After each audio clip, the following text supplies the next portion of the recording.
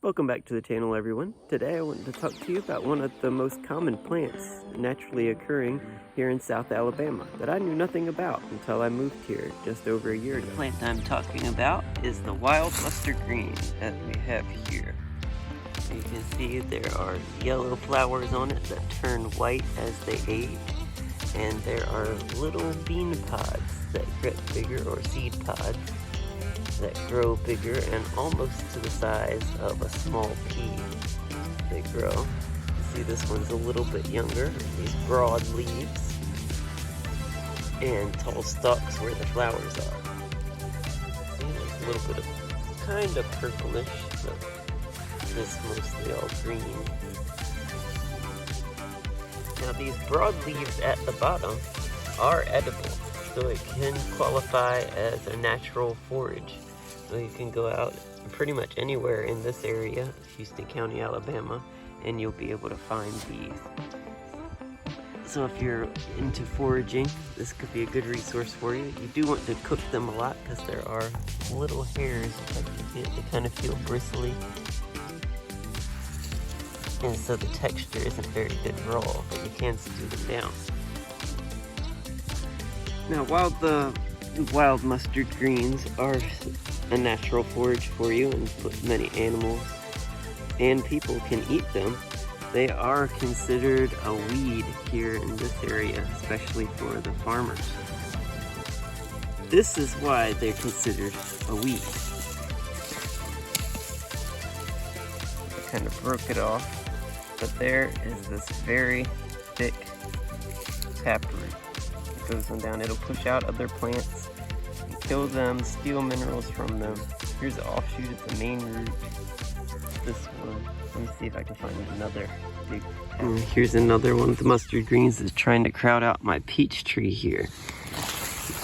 You see there's a lot of different stems that come off of this one main stalk.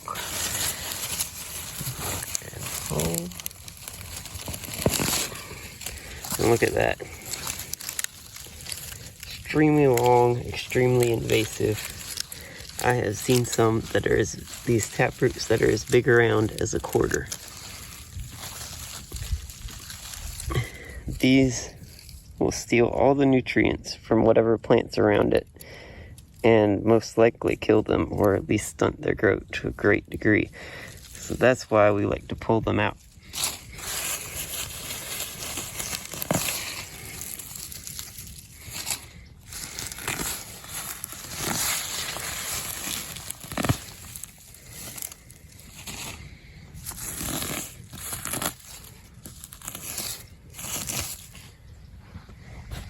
So I was pulling up these weeds and I saw the biggest root from them that I ever saw.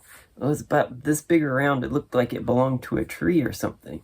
And everywhere around it was just dominated by this plant.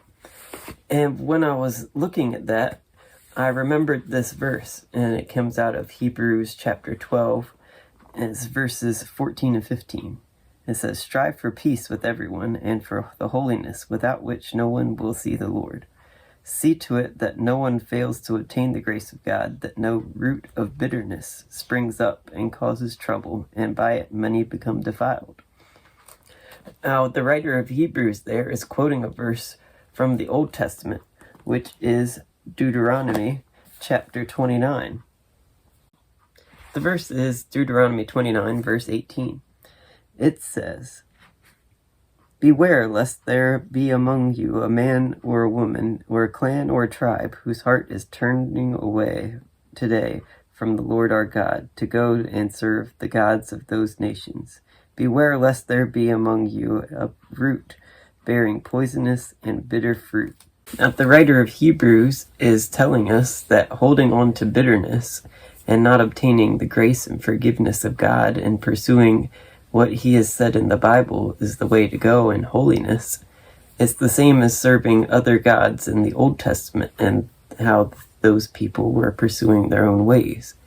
And because of that, many people fall away. Many people are hurt and harmed by the actions of bitterness and pursuing things that are not right, not correct, in agreement with God's word. just the same as the weed out in the garden is pushing out all the good plants, and the root just absorbs everything. The same way it is with bitterness. It takes up all of the minerals from everything that you're trying to cultivate and pushes it out, and it only grows bigger and bigger and bigger, and it reproduces, and it doesn't need to be fertilized, and it doesn't need to be cultivated. It grows all on its own because it's a weed.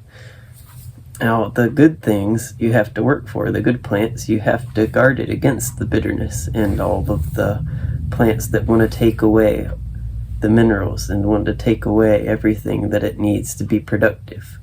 I believe the main message or lesson that we should take away from this is that holding on to bitterness not only chokes out ourselves, but it affects those around us. Just like the weed will go right in the middle of a row, and every plant that's around there will be affected by it. And if we allow that to grow with one, it's going to affect the people closest to us as well as ourselves, and it's going to stunt our growth and our progress to better things into being fruitful. Well, thank you for tuning in. I know this was a little bit of a different video. I hope you enjoyed it. Be sure to give it a thumbs up. See you next time.